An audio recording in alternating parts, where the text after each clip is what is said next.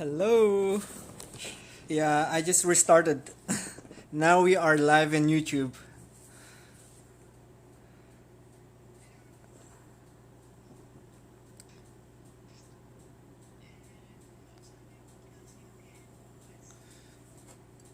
Oh.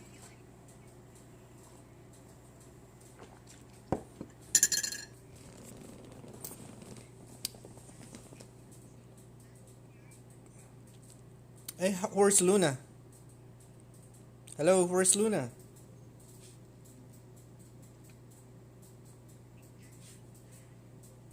Luna.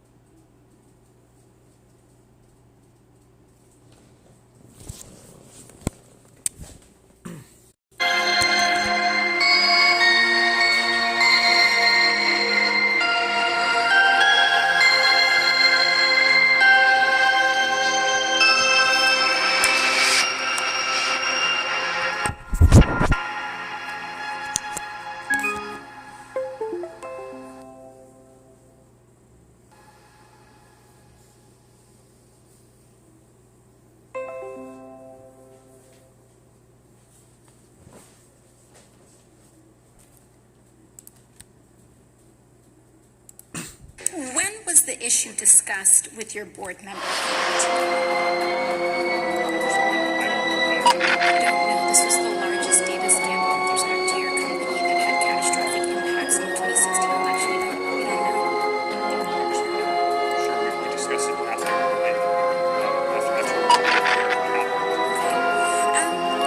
You announced recently that the official policy of Facebook now allows politicians to pay to spread disinformation in 2020 elections and in the future.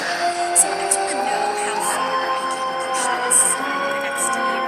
Under your policy, using census data as well, could I pay to target predominantly black zip codes or advertise them with incorrect election date?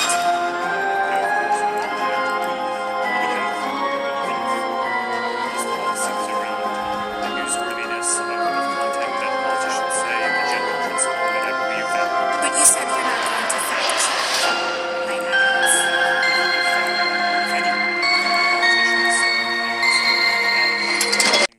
That is calling for violence or could risk imminent physical harm or census suppression or census suppression policy, we will take that content down.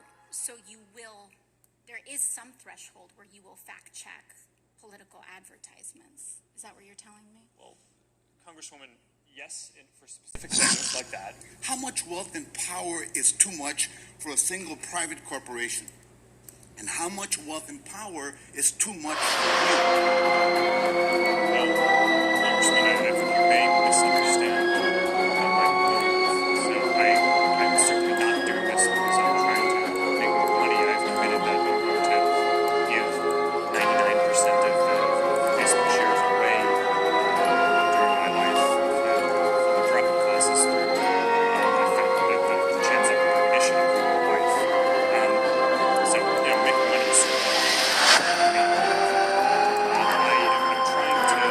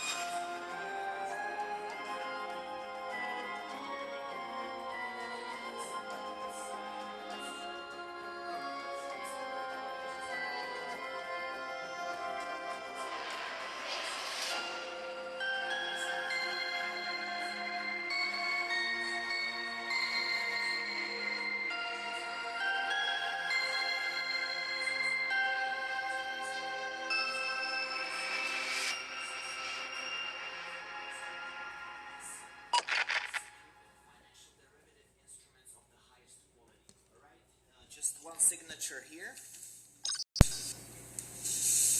Thank you, sir. Enjoy your new slippers. There are a few things that pissed me off. Let's start with the young man of Argentina. No matter that my girlfriend was walking down the street with me, no matter that she refused them, no matter that she ignored them, they were always hitting on her in their own way. Hello, my name is Deathmatch. I just want to be friends, you know? What about a friendly dinner? I'm sorry, I don't have time for friendly dinners. I gotta go. What about a quick coffee? I will pay. Watch your six. Please, can you at least give me some money? I suffered from the worst food poisoning of my entire life there. After 5 hours of endless puking and shitting, I started to be seriously dehydrated and I almost lost consciousness.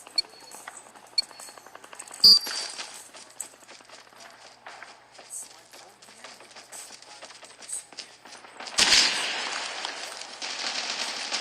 We've taken the lead.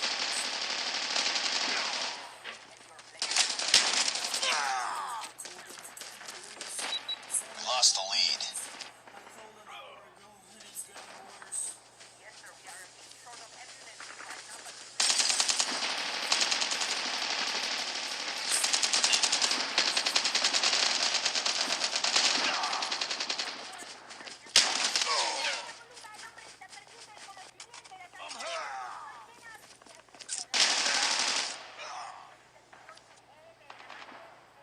Eventually, I had to take a cab to the nearest hospital. We tied for the lead. We lost the lead. Tango down! Be advised, hostile hunter-killer drone inbound. Target down!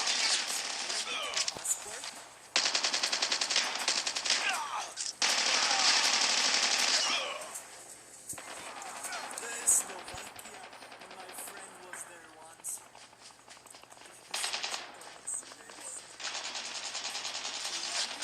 Tango down! Travel insurance here. Reloading.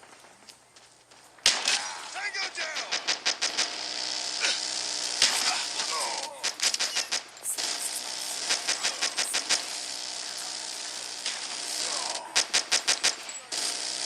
Does it matter? Can't you just Tango down!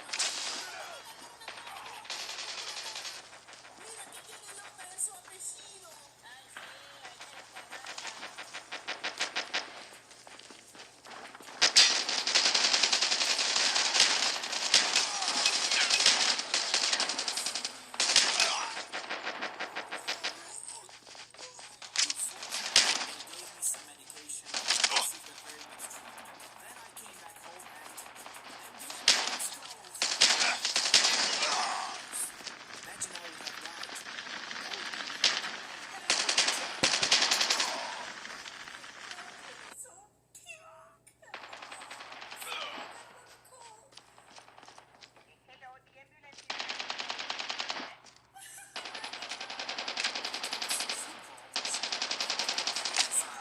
It's too close. Fight harder. I had a meltdown in a cafe because they put 2 spoons in We lost the lead. all the football fans in Argentina are like this. Tied for the lead. We lost the lead. Changing back, cover me!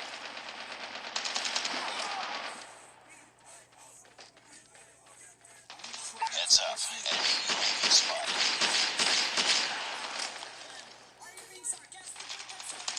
Hostile hunter-killer drone. Get up, team.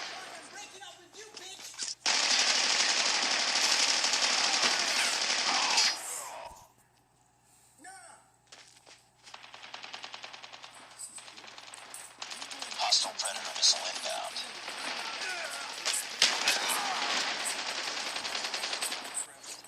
Friendly Predator missile inbound.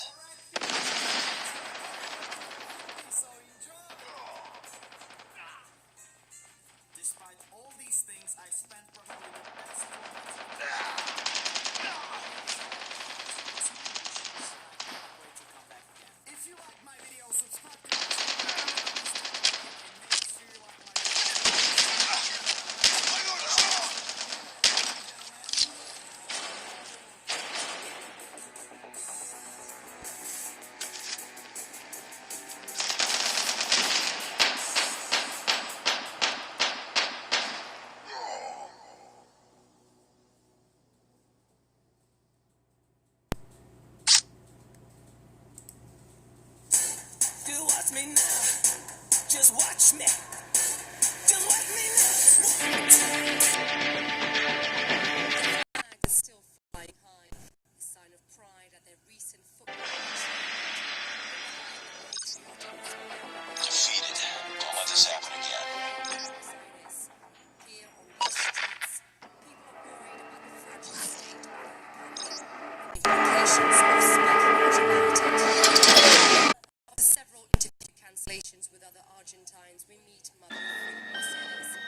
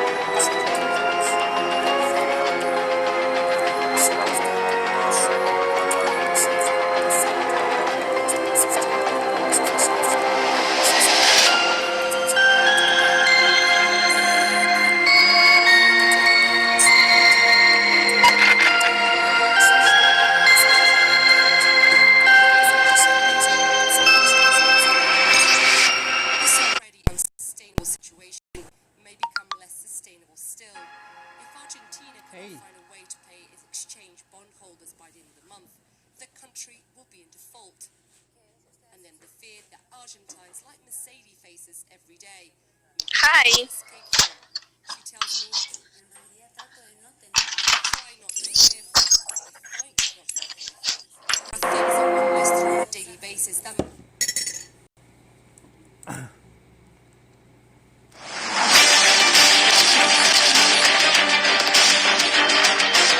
You were the jump leader.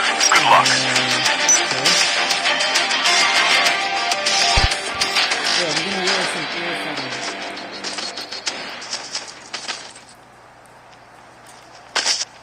Hey Vicky.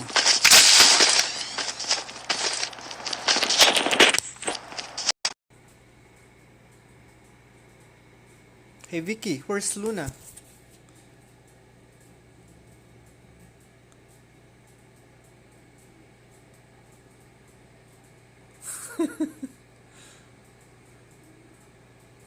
Where did you go?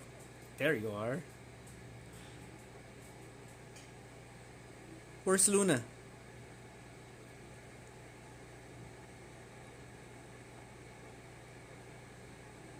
Yay, Christmas. Christmas is coming.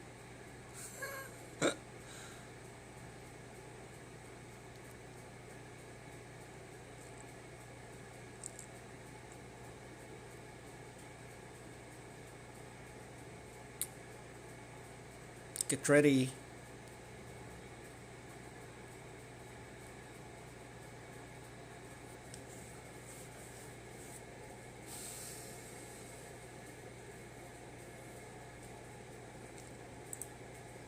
Get closer. That still works.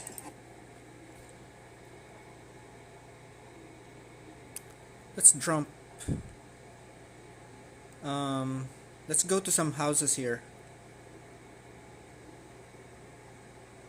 Oh.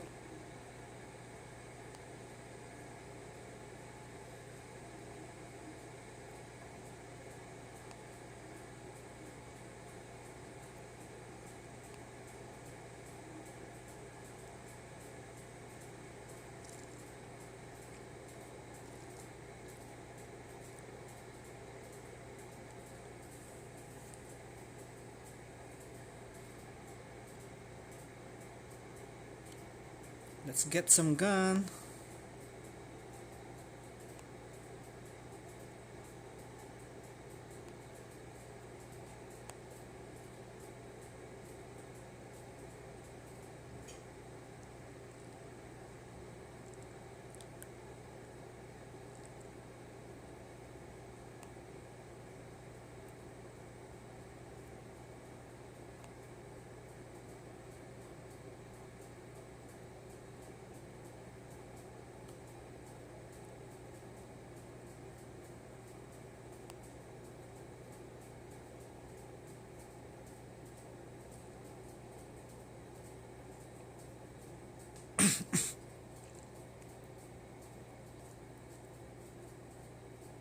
Be careful, I think there are many enemies here.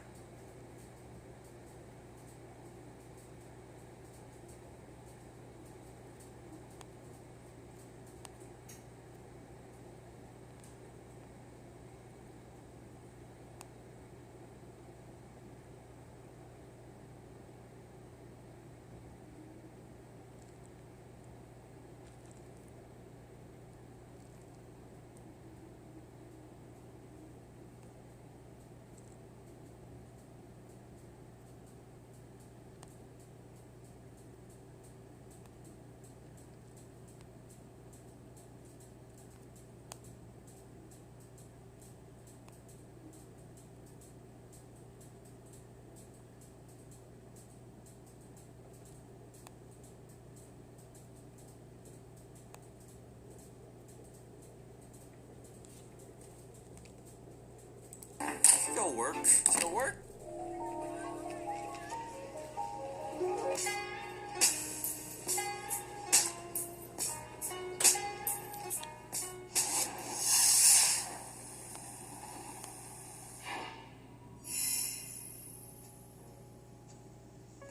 Before we move on with this video, I just wanted to inform you guys that this video is sponsored by Activision, which is the publisher of Call of Duty Mobile. So thank you, Activision, for helping support this video. And if you guys want to download Call of Duty Mobile, there will be a link down below. I'm sure most of you guys are already playing it, already having a great time. But yeah, let's go ahead and go on with the video.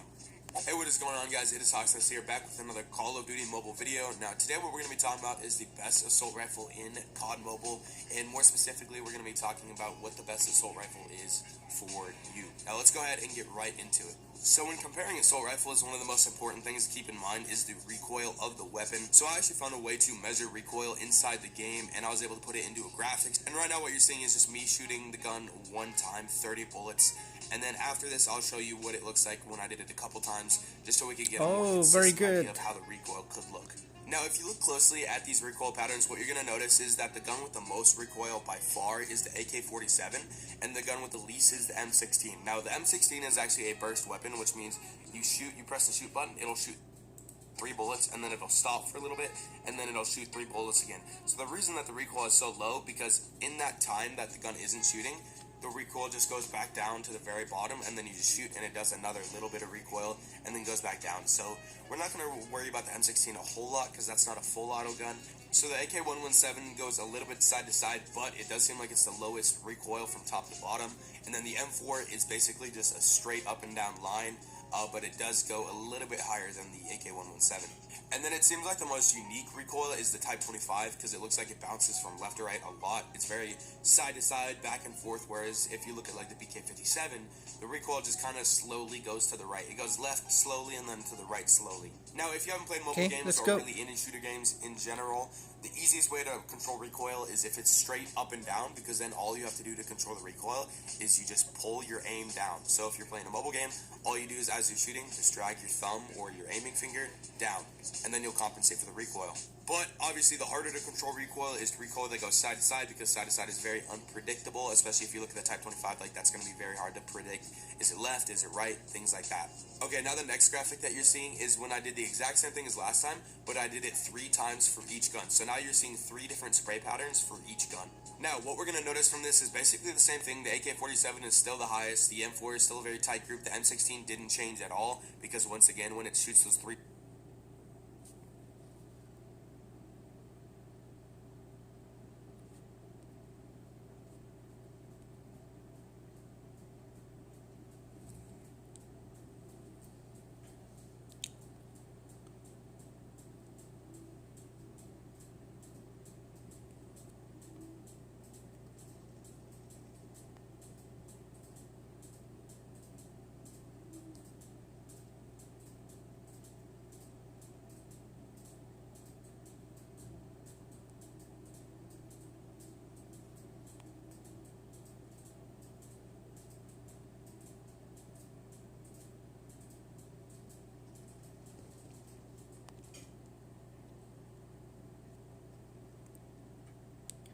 Use your heal.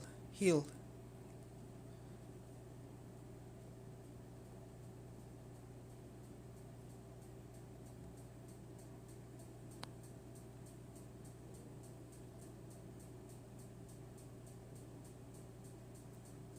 Heal, Vicky.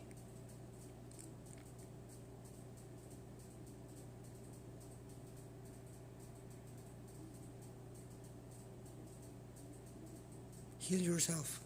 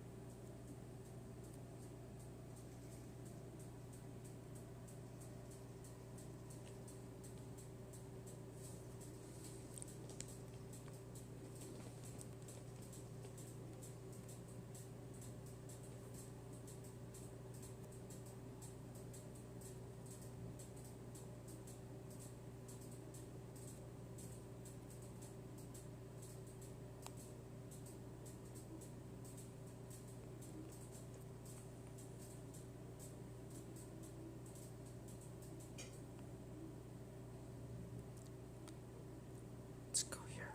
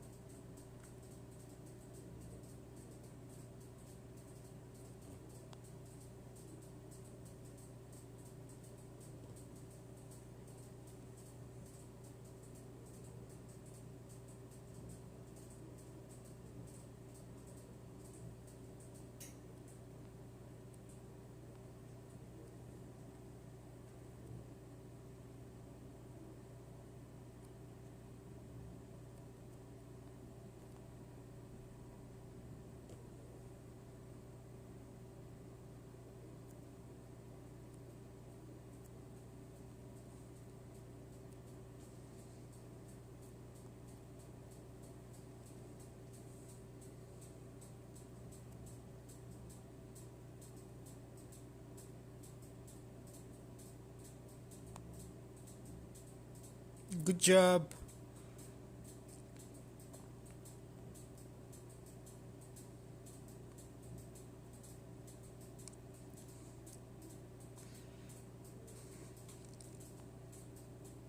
Vicky, you're a rock star. Let's go, let's go, let's go, let's go.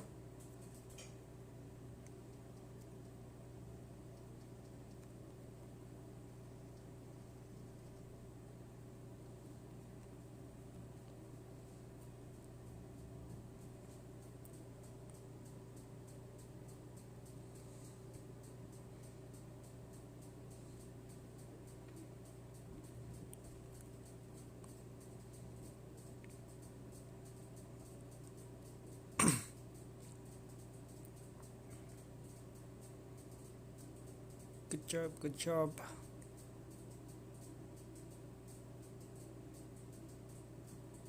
Something here.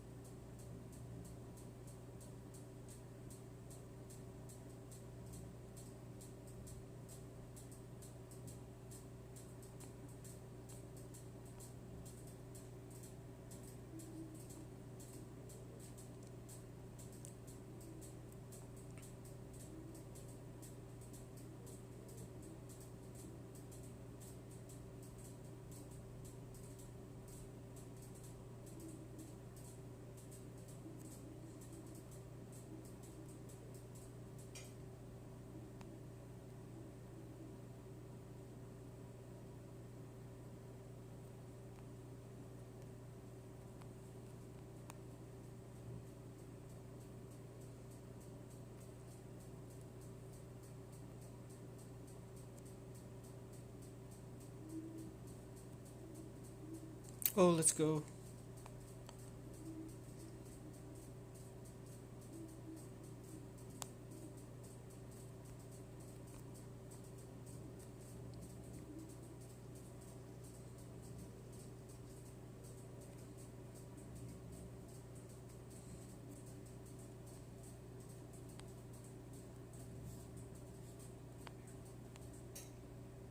Let's go.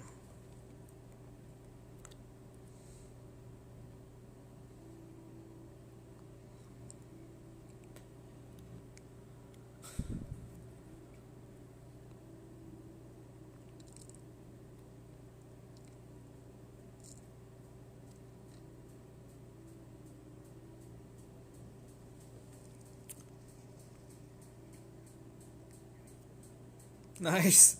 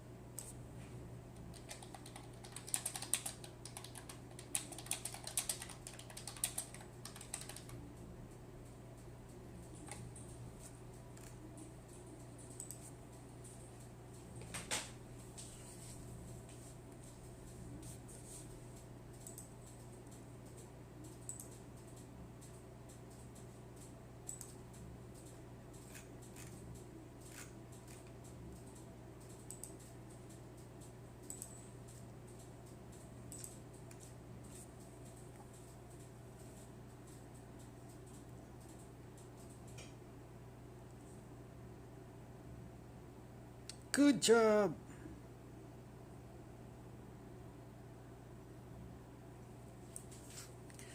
Good job.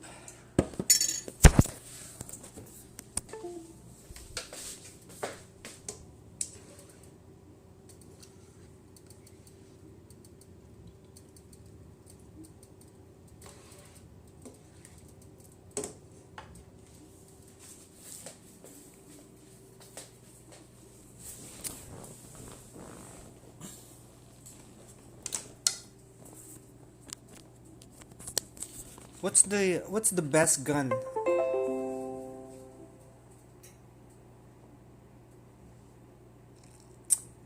AK AK-47. Um,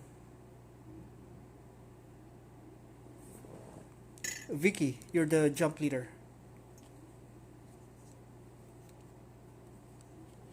I think you can do better job.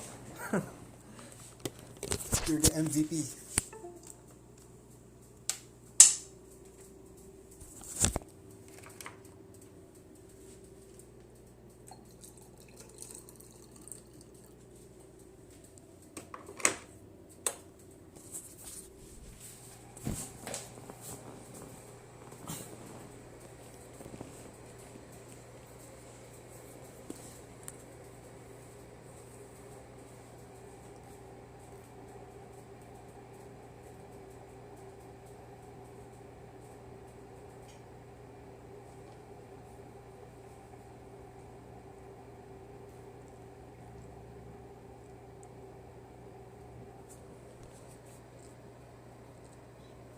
You're the leader.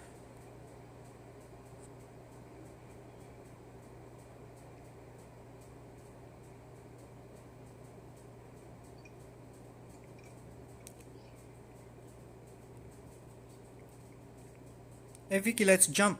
Jump, jump, jump.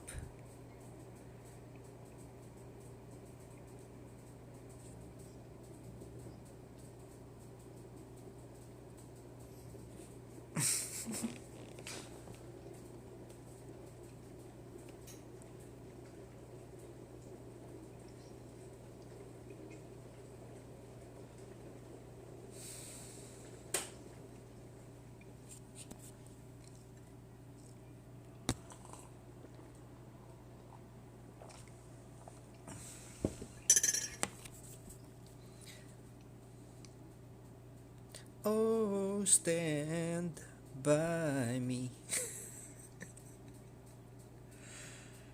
Just stand now. Stand by me.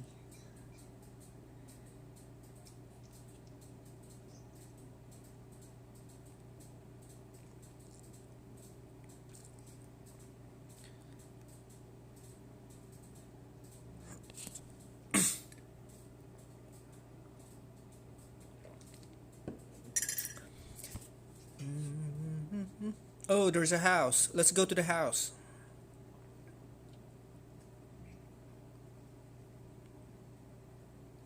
Let's check this house out.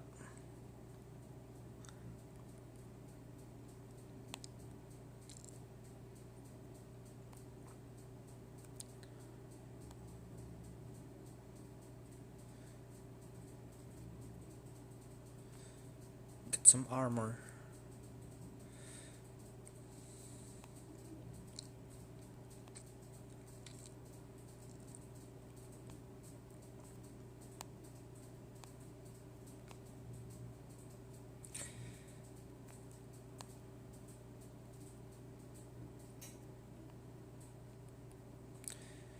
So darling, darling, stand.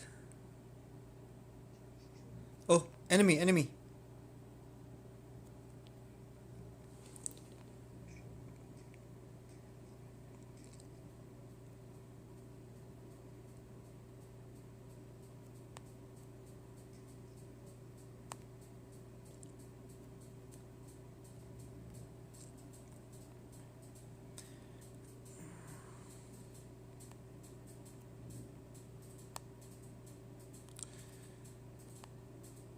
So darling, darling, stand. What's up? Oh, enemy.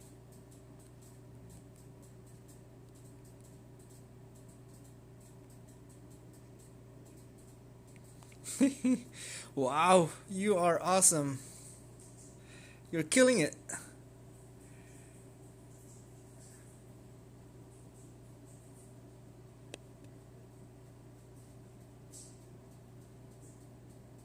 AKS. Maybe I should use AKS. Which is a better gun?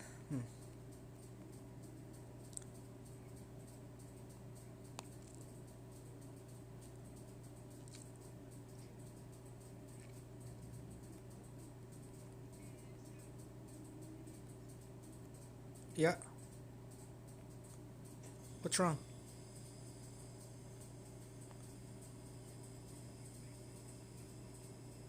Oh, oh shit. We need to leave. Let's go. Let's go. We need to go. We need to go.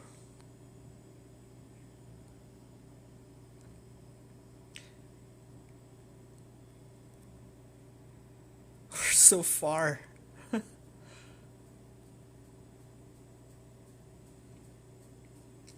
Run, run, run, run.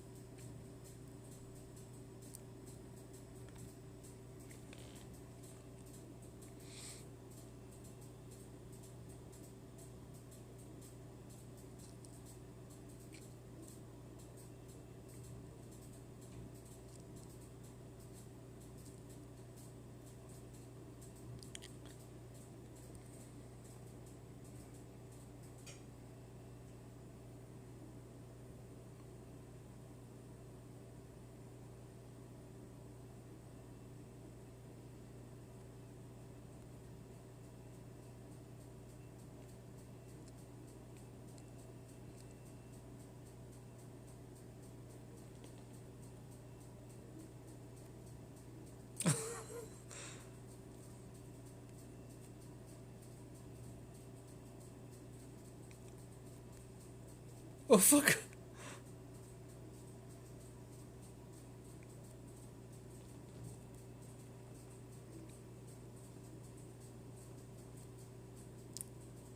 You got him?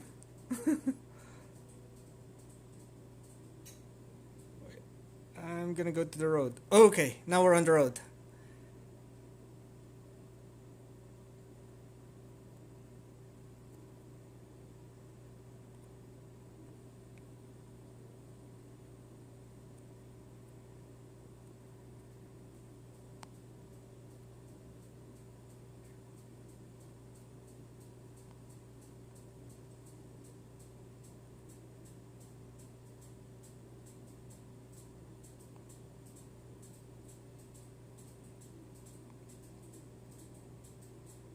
Oh shit, let's go.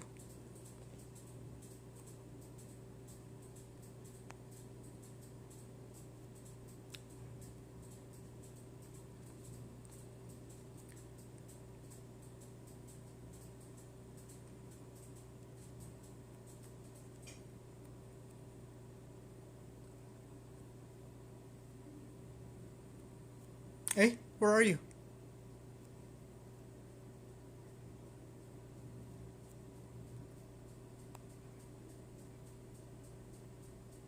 Come on, let's go, let's go. I cannot drive a car.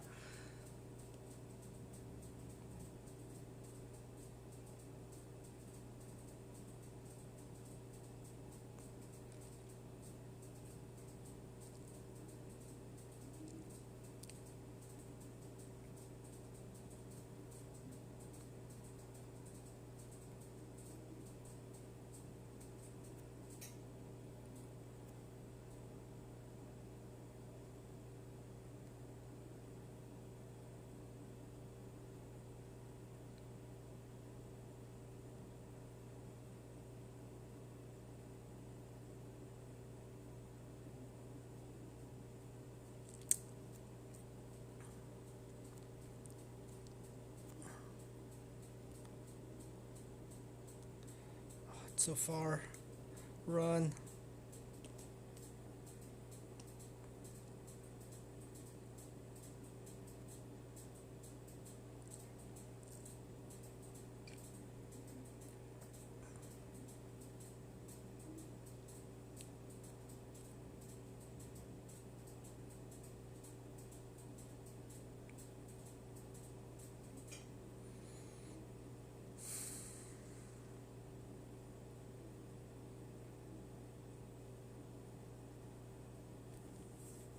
Run, run, run. Okay, we're close, we're close. We are close. Almost there.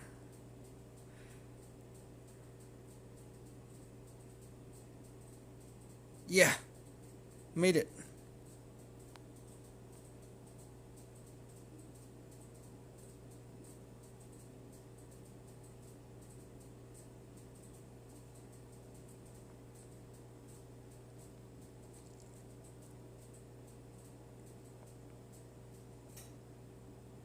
There's somebody there.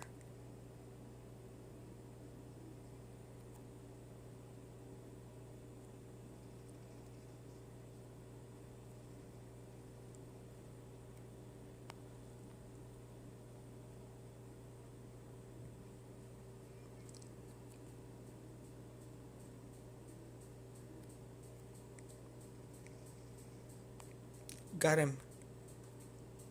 You okay? Oh, zombie.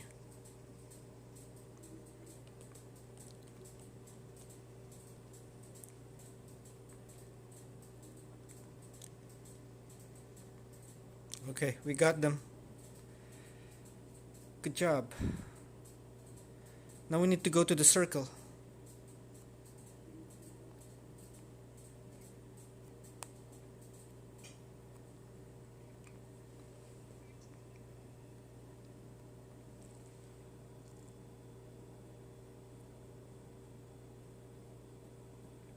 Let's go.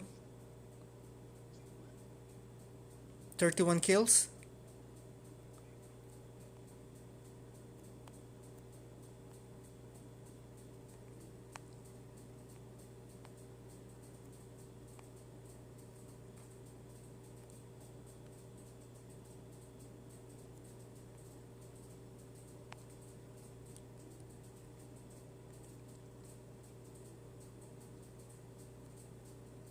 Let's go.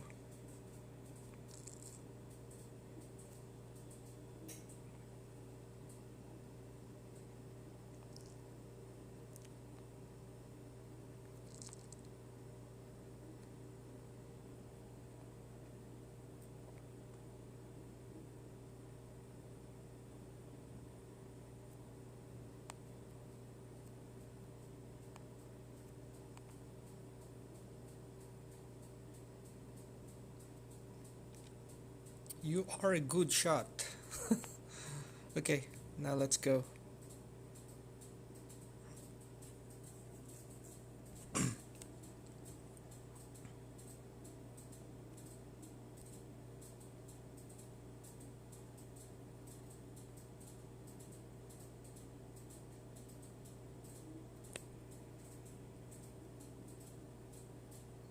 Ooh, there must be so many things here.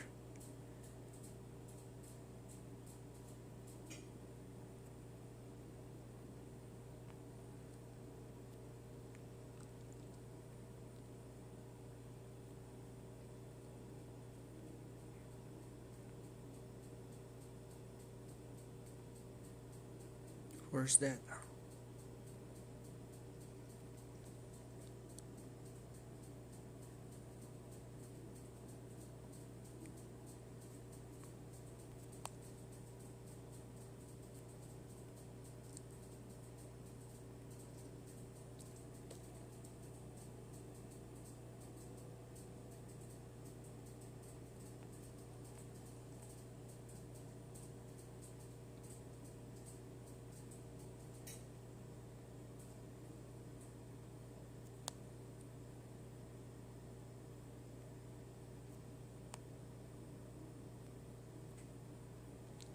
Where's he?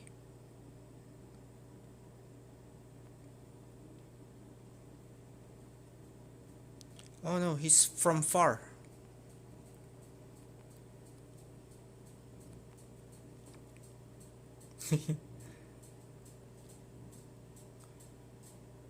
There's another one.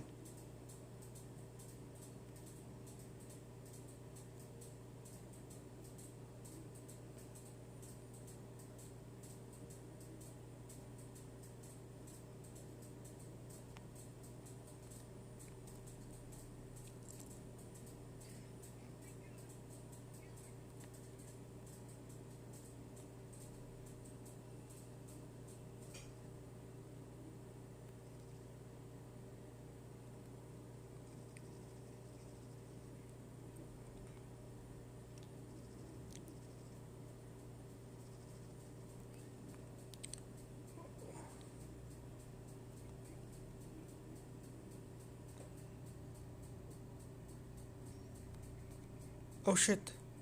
No, I.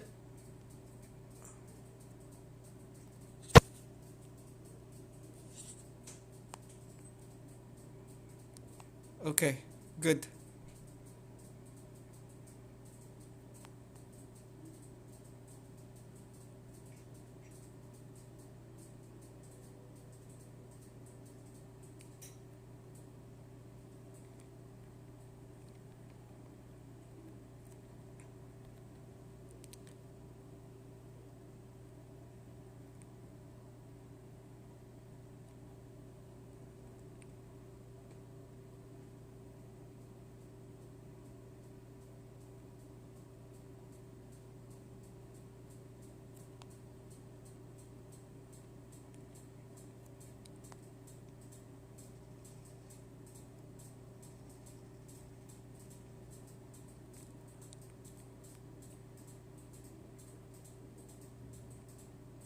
I get them. Okay, nice.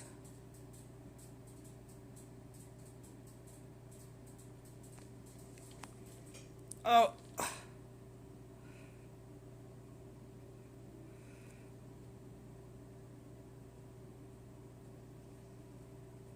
There's two of them, two of them. No, stay there, stay there. Stay there, stay there. Stay inside the building. It's only two left. You just have to kill two now.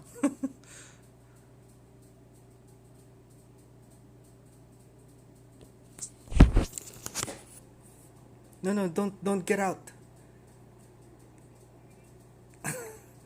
No, they're coming, see?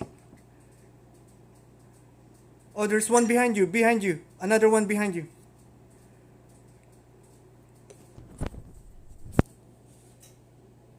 Oh, it's going smaller.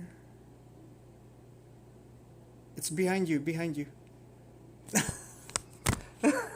It's okay, we're top 2. Don't worry, we're number 2. So, that's very good. Good job.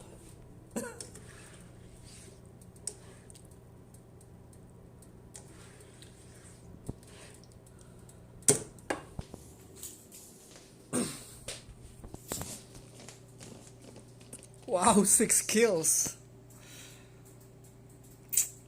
Wow.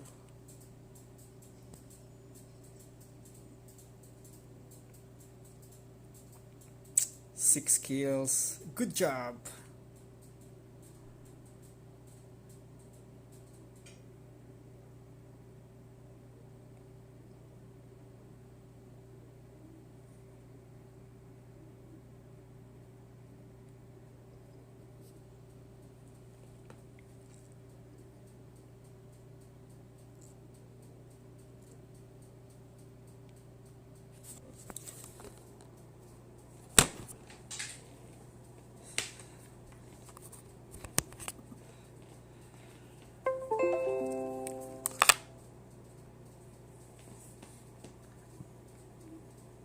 Shots, that's the recoil, because then after that it just goes back down and it repeats the same thing. But looking at this, it seems like the ASM-10 does have a pretty solid, it doesn't go very side to side, which is good. That'll make that gun easy to control. The AK-117 and the M4 are also very tight spreads, and then the Type 25, you can tell, is just kind of... You knew. Still, you did nothing.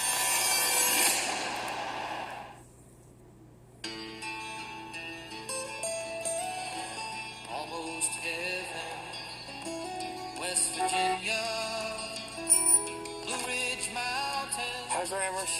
What are you doing here?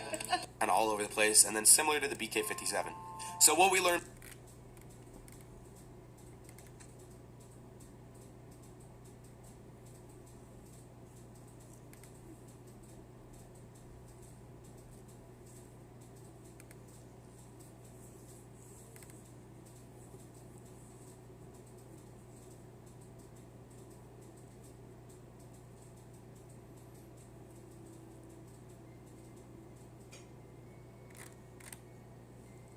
Type 25. What's type 25?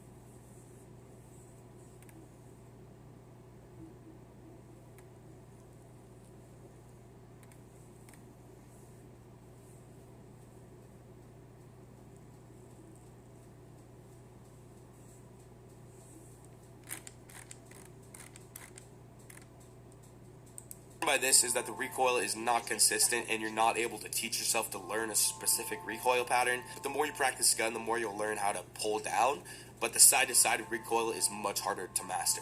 Okay, now what you're seeing is the 10-shot recoil pattern. So most of the time when you're shooting someone, it only takes, honestly, like 3 to 10 shots to kill them. Most of the time you won't spray your entire mag at somebody. So what you're looking at now is a little bit more of a realistic thing. It's only going to show you 10 shots of recoil as opposed to 30.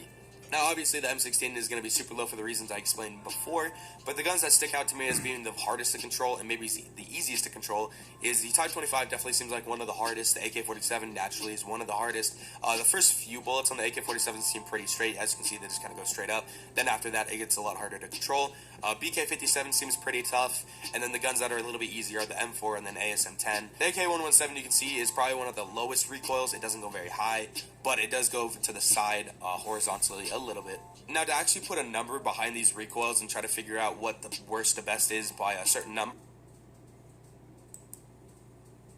Go for it. I got it!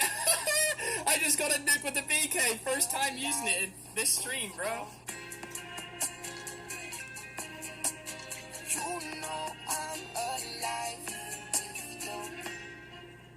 What is going on, you guys? It's your boy Ferg here, back again with another Call of Duty mobile video. In today's video, we're going to be discussing the top 5 guns, my personal top 5 favorite guns inside of Call of Duty Mobile. Now, you may be thinking to yourself, Ferg, you did this 2 weeks ago. Why are you doing it again? Well, they just released, or they may have just released, depending on where you are or what version of the game you have, the brand new Halloween update. And with that comes a bunch of changes, along with a lot of new skins and different balance changes. My next video after this video will be me opening up all of the new skins, so make sure to stay subscribed and turn on notifications if you want to be notified for that. But without further ado, like, comment, subscribe, and let's get into the top 5 favorite, or the top 5 best guns inside of Call of Duty Mobile. Alright, so coming in at that number 5 spot, we have none other than this gun right here, the DLQ-33. Now, this gun is actually really good. It one-shots opponents to the chest and above, and it is very, very fast at aiming down its sights, especially if you have this tactical scope on it. The tactical scope actually increases the ADS by quite a lot. Okay, he had invincibility the first shot, but it increases the ADS by quite a lot. And if you want to rock the default scope in this as well, it will do good also. But definitely the tactical scope is the better sight. I personally really hate people who use the tactical scope just because it's so easy to use. That guy was invincible. As you can see, it just makes it far more clear when you're scoped in. Whereas the default scope, it's black around the side of the scope. I'll show you guys right now. See? It's clear around the scope because you're using a tactical scope. If it was the default, it would have black around the side of the scope. But yeah, this gun is absolutely amazing. It's definitely my favorite sniper in the game. It's the best sniper in the game if you're accurate with it. The Arctic 50 is pretty good as well, but it just doesn't have the same damage that the DL does. And because the DL has more damage than the Arctic, if you're a good player with it, it should be the best sniper in the game. Obviously, if you're not the best player in the game, and like you're not very, very good, or you don't think that you'll hit a lot of your shots, you should definitely try the Arctic because it has less recoil. It shoots faster, but it does a lot less damage, so you'll get a lot more hit markers. But it's still a decent gun, but it's just not as good as the DL. As you can see, the DL is just constant one-shot hit kills. It's really, really good.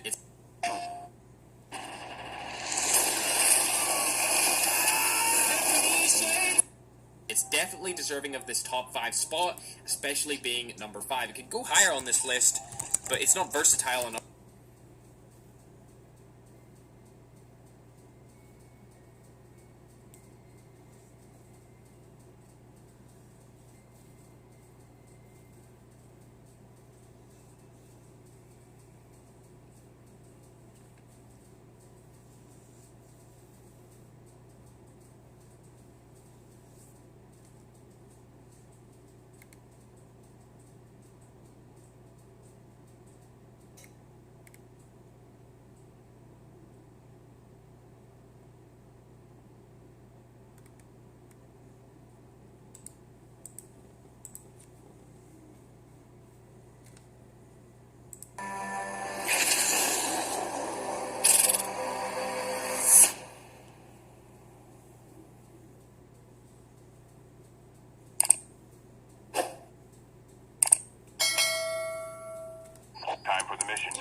ready.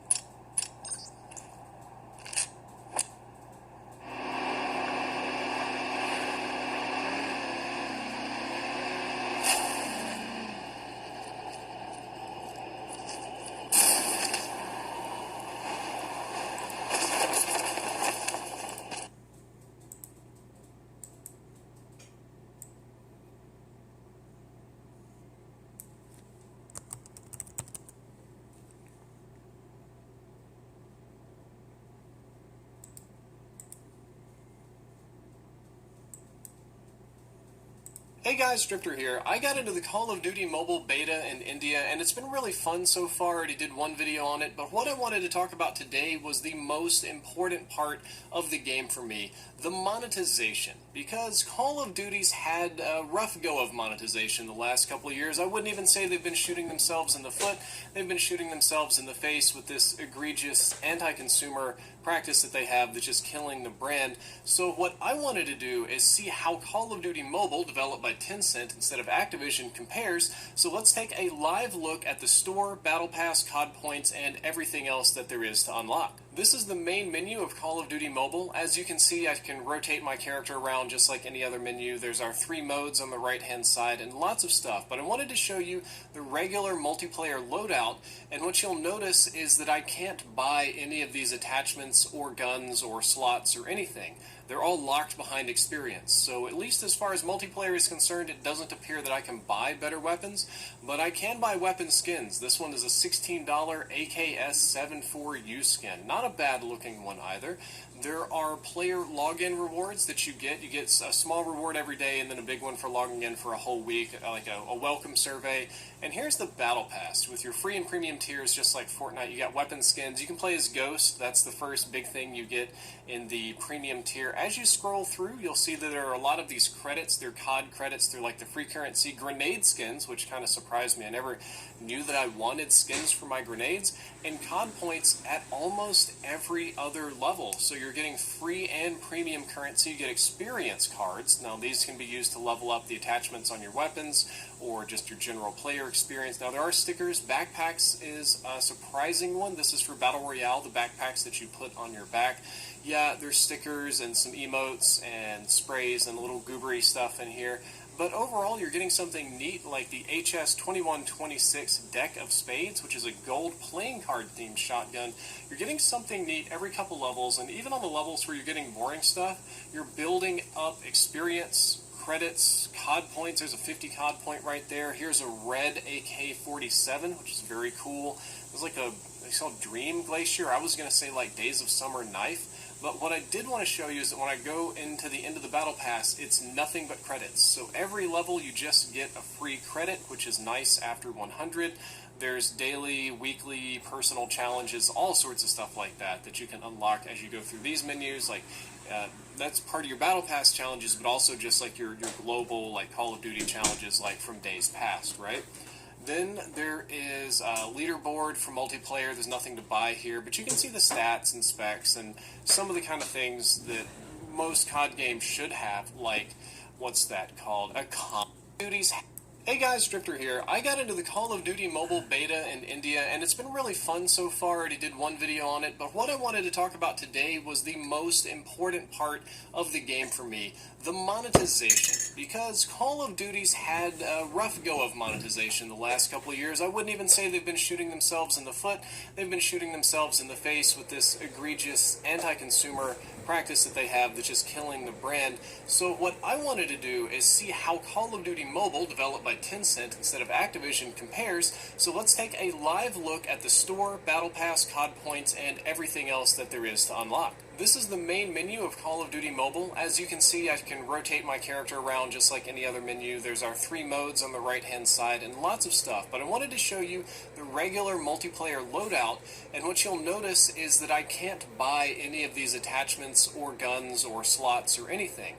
They're all locked behind experience. So at least as far as multiplayer is concerned, it doesn't appear that I can buy better weapons, but I can buy weapon skins. This one is a $16 AKS-74U skin. Not a bad looking one either. There are player login rewards that you get. You get a small reward every day and then a big one for logging in for a whole week, like a welcome survey. And here's the Battle Pass. With your free and premium tiers, just like Fortnite, you got weapon skins. You can play as Ghost. That's the first big thing you get in the premium tier. As you scroll through, you'll see that there are a lot of these credits. They're COD credits. They're like the free currency grenade skins, which kind of surprised me. I never knew that I wanted skins for my grenades. And COD points at almost every other level. So you're getting free and premium currency. You get experience cards. Now these can be used to level up the attachments on your weapons or just your general player experience. Now there are stickers. Backpacks is a surprising one. This is for Battle Royale, the backpacks that you put on your back. Yeah, there's stickers and some emotes and sprays and little goobery stuff in here. But overall, you're getting something neat like the HS-2126 Deck of Spades, which is a gold playing card themed shotgun. You're getting something neat every couple levels, and even on the levels where you're getting boring stuff, you're building up experience, credits, COD points. There's a 50 COD point right there. Here's a red AK-47, which is very cool. There's like a, it's called Dream Glacier. I was going to say like Days of Summer Knife, but what I did want to show you is that when I go into the end of the Battle Pass, it's nothing but credits. So every level you just get a free credit, which is nice after 100. There's daily, weekly, personal challenges, all sorts of stuff like that that you can unlock as you go through these menus. Like that's part of your Battle Pass challenges, but also just like your global like Call of Duty challenges like from days past, right? Then there is a leaderboard for multiplayer. There's nothing to buy here, but you can see the stats and specs and some of the kind of things that most COD games should have, like what's that called? A combat record that we haven't had in forever. Then finally the store. Most of the weapons right now are $16, but they're not bad looking at all. Here's an HG40 Evil Clown, just like a futuristic MP40. I'm going to scroll down and see which one. AK-47 Lemon Drop. This kind of looks like an Apex Legends or Titanfall themed AK-47. Looks very, very nice. As of right now, all of these are the same price. Let's see what else is hiding in this menu. Ancient Runes looks kind of fun. Here's a good old model 1887 with a totally new name with Ancient Runic camo. And I know that these, oh, here's some cheaper ones. Here's some $800 ones down here at the bottom. $800 ones, maybe not quite as fancy. I don't know who prices these things. It's all in beta at the moment. Good old MSMC, which I haven't had a chance to use yet. But there's other stuff you can buy in here, and you can buy experience to level up. I guess that's the way you get the guns, to buy experience, maybe, and then you can max out the attachments, but that's not really worth the money. You can do it pretty quickly. And the ASM-10 Black Gold is pretty neat. So that is the Battle Pass and all of the things that you can buy in the game. Here's my player rewards. This is what you get by leveling up, and you can see all those sort of options right there. And back to the gameplay. As far as I can tell, Tencent seems to want to monetize this game reasonably. I totally get that what I'm playing right now is a beta, and that it can definitely change before full release, or even, 6 months post-release it just gets ridiculously monetized. But right now, the only thing that's monetized is cosmetics, with a little asterisk in that there are ways to buy experience points and buy faster weapon unlocks, but it's the same thing that you get by grinding, and it's the same pace as regular Call of Duty, so spending money is saving you minutes, probably. The Battle Pass is cosmetic only, which is awesome. Well, cosmetic and credits. There's weapon skins, operator skins, backpack skins, grenade skins, which I never knew I wanted. Grenade skins are kind of neat. There's taunts, sprays, stickers, a lot of smaller things that nobody cares about, and lots of freebies and daily reward logins too. Daily login rewards. Man, I'm tired. Can you tell I'm tired? I've been playing a lot of COD Mobile today. And the Battle Pass is interesting too. I can't say for certain that it's better than the Black Ops 4 Battle Pass, and I know a lot of you are immediately triggered. Hold on. Before you hit the dislike button, just humor me on this. The Black Ops 4 Battle Pass is not the best designed thing in the world, to say the least. There's a lot of stickers and junk and garbage on there. But the Black Ops 4 Battle Pass does have several new, like, Blackout or Operator skins, quite a few new camos, quite a few new, like, really big gun mods, or what it was called, like Mastercraft weapons or whatever like that in it. There's a lot of big items in there, typically near the end of the pass. Call of Duty Mobile's Battle Pass right now does not have big items. We don't have weapon Mastercrafts. We have some camos that are very nice. We don't have many operators. We don't have any rare emotes. Anything like really mind-blowing for the most part. But it does have free COD points every other level, and camo credits, which is the free currency, every other level. So you're constantly, if you have this pass, you're constantly like generating COD points and free credits. So in theory, if you play the game and do the thing and level up, you can make all of your money back, just like every other battle pass ever invented, which would be really nice if the Black Ops 4 one had. So I have no complaints about that whatsoever, but it's difficult to balance. Like Black Ops 4 has more items, the other one has more COD points. So it kind of depends on what you want, though I'm very happy to see it in its current state. Dare I say, this is the most reasonably monetized Call of Duty game in 5 or 6 years, maybe? I really hope that Infinity Ward, whatever they're working on, that they take a look at the Call of Duty Mobile Battle Pass and say, that's what we need. We want to monetize cosmetics, and we want to make a Battle Pass make sense, and we don't need a Season Pass and all this kind of nonsense that's just been rammed down our throats. I hope that they just copy this system and run with it. I will be happy with that, because if Tencent believes that they can make money off of it, then I'm sure that Activision can too. Guys, that is all for this video. I hope that you enjoyed it. I hope that you learned something useful. If you did, don't forget to like, favorite, and subscribe, and enjoy the next minute or two of shameless padding so that I can get this video over 10 minutes long. Drifter. Come with me and you'll be in a world of pure imagination. Take a look and you'll see into your imagination.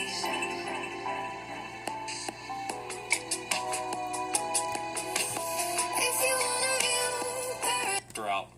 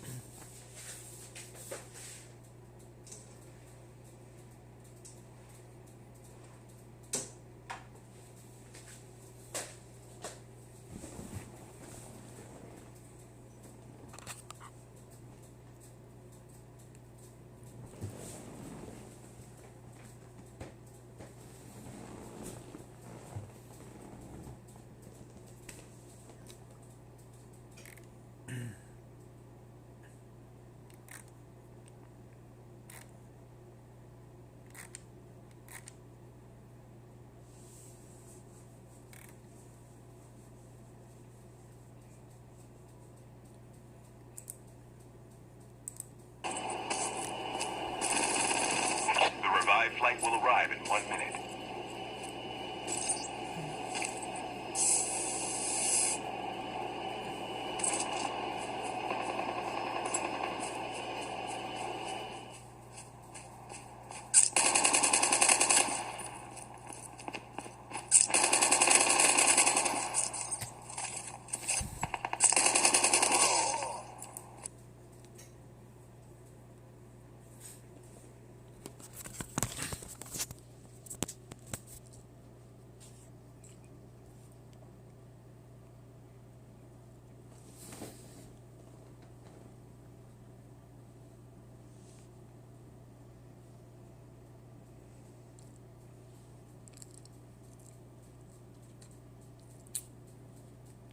Oh, I'm the leader.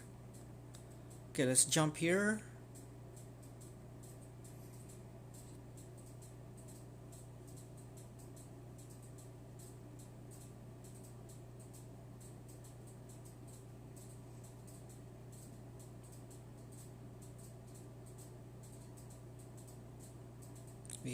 We got a helicopter here.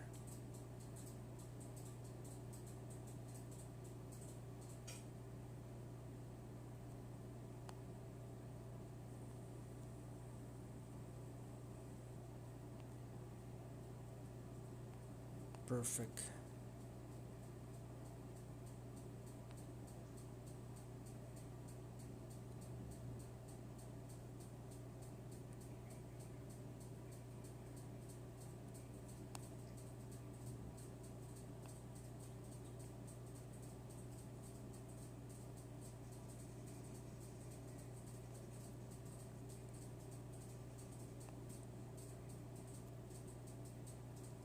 I'll get you. Oh shit.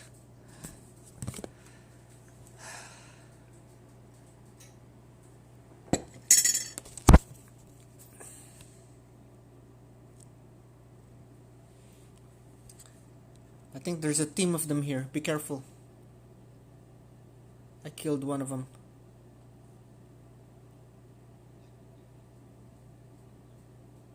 Careful, careful. Oh shit.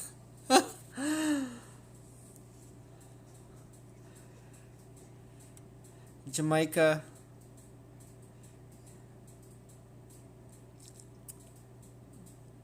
Jamaica, be careful.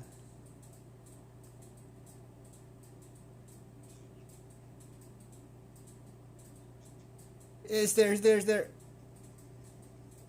Good. I think you got him. Dog tag, dog tag.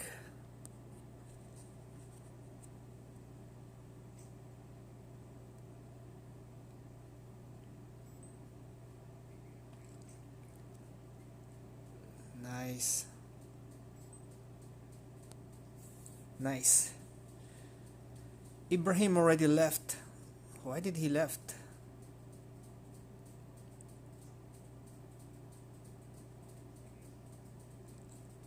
Oh, in front of you, front of you.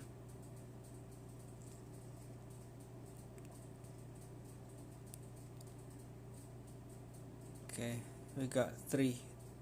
I think there's one more guy somewhere here.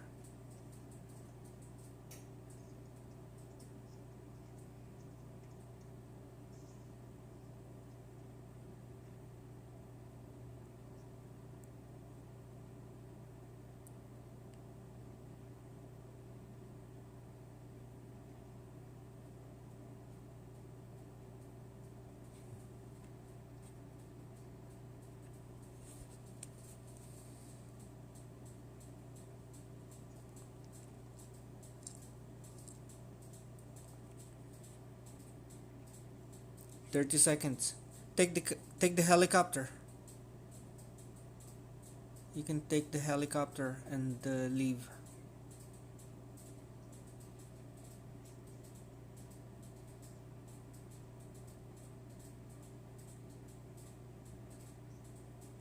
We can meet in the maybe we can go to the launch base.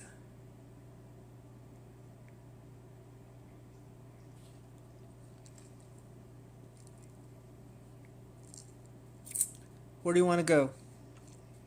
Kill house or lunch base?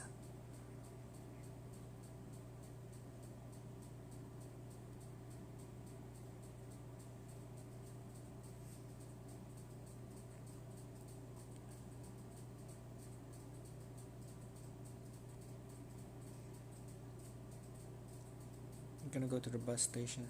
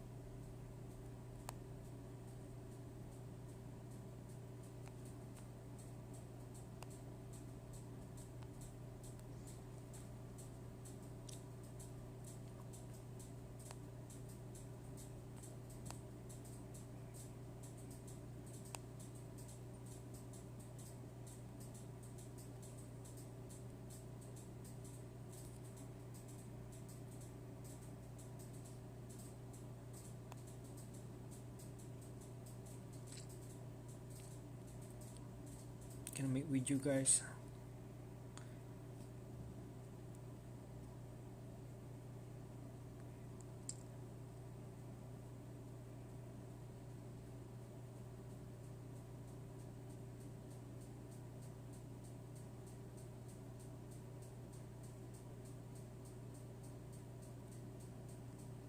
Okay, there's a warehouse here.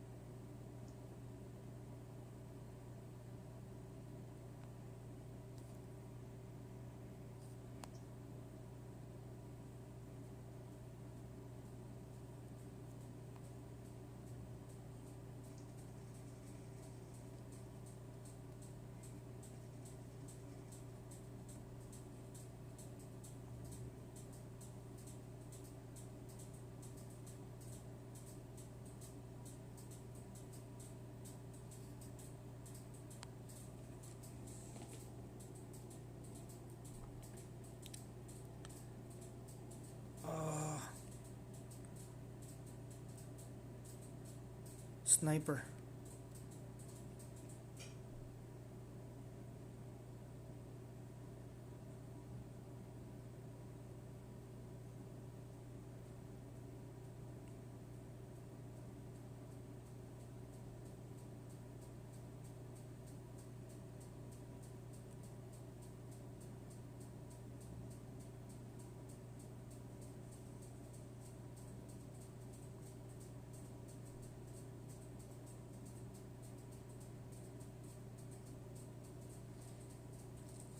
guys.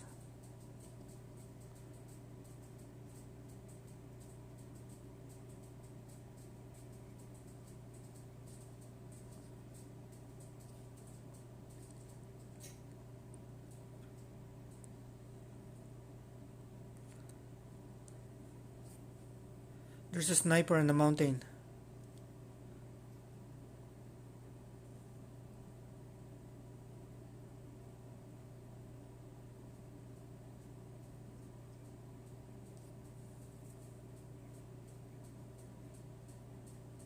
Sniper.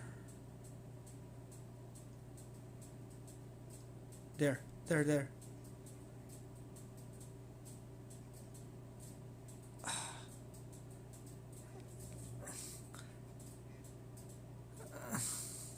They're everywhere. Sorry. Jamaica.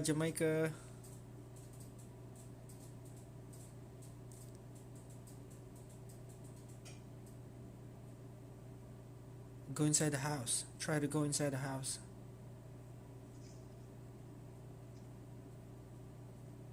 Uh-oh.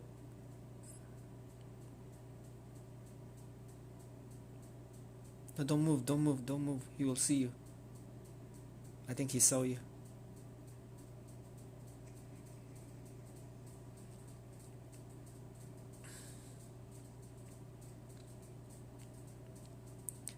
Okay, Jamaica is coming.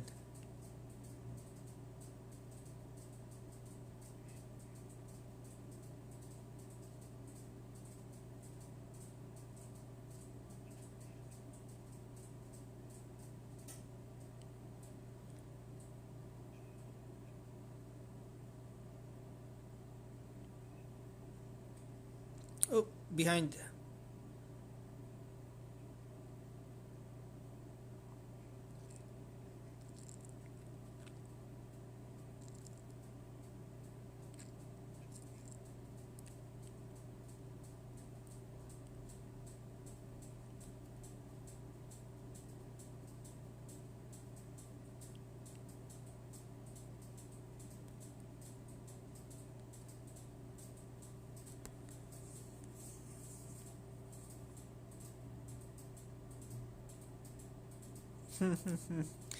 Yeah. Go to the circle.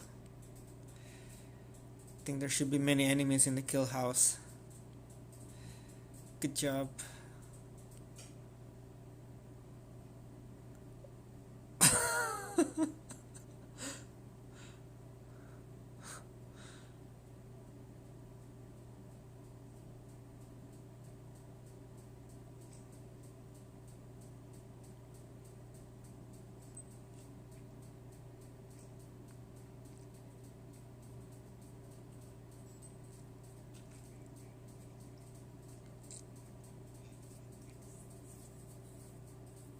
In front.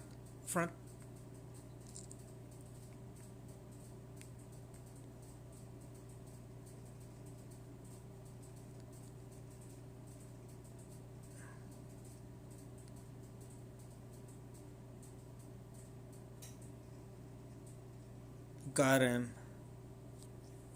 Nice.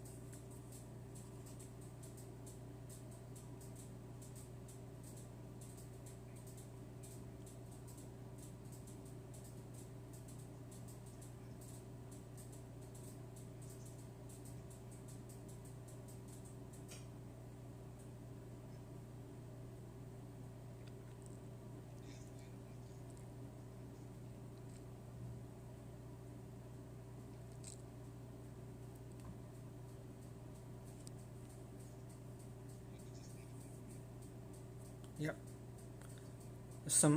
I hear something on the left. Right.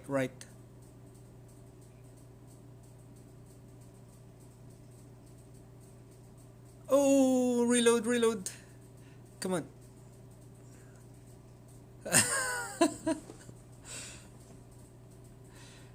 Good job, good job. Reloading is...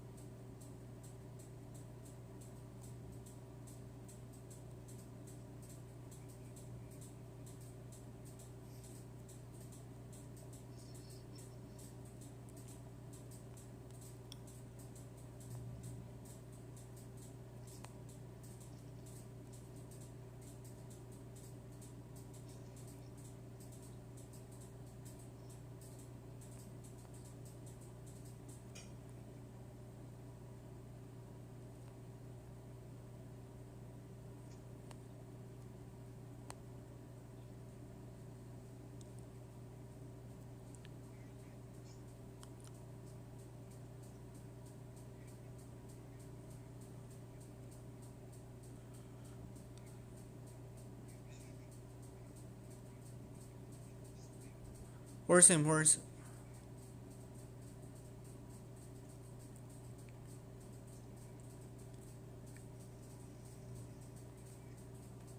Oh, there's another guy. There's another guy. I killed the guy.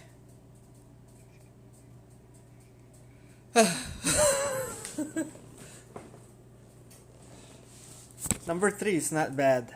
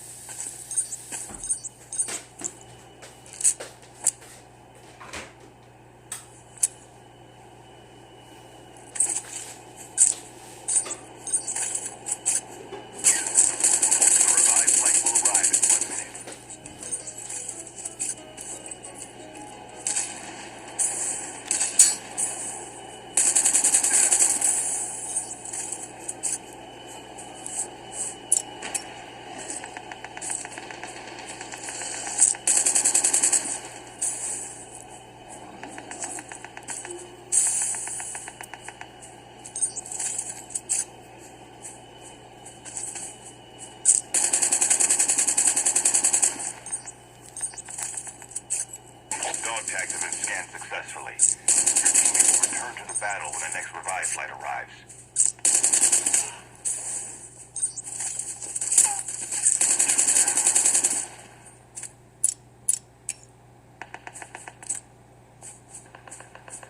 Has been delivered.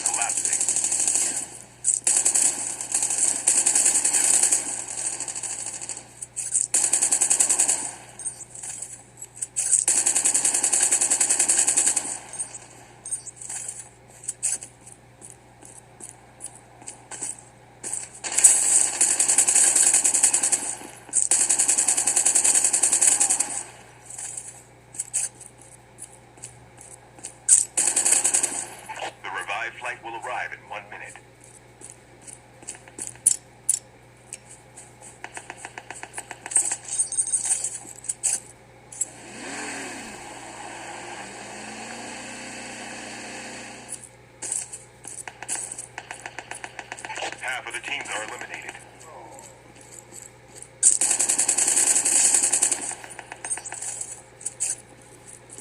Airdrop has been delivered.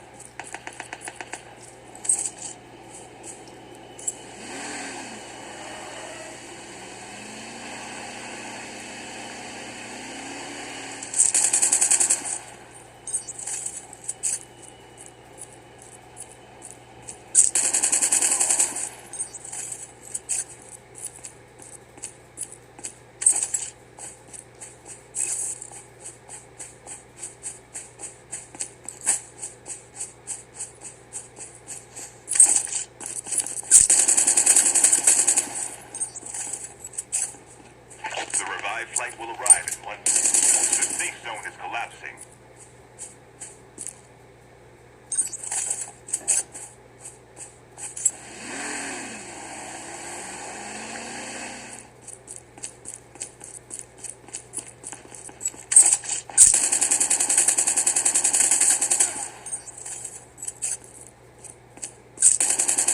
Only 2 teams left, getting close to victory. The last revived flight will arrive in 1 minute.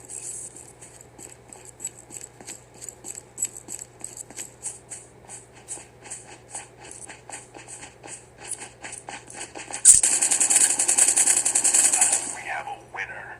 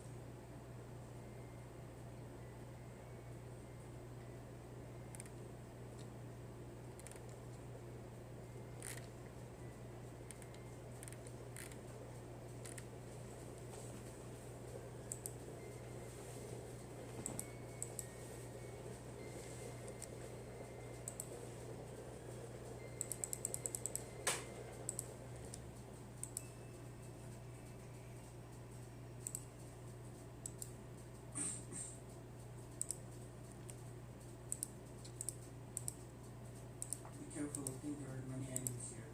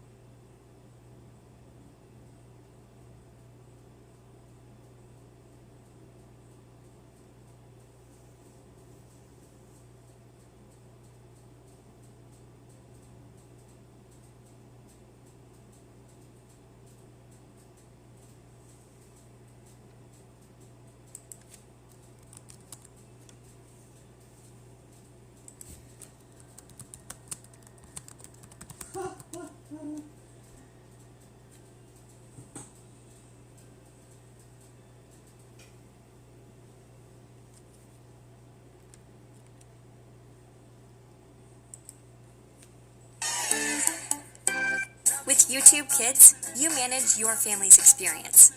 Just choose from 3 content levels based on your kid's age. Pick the right experience, then watch them go. YouTube Kids.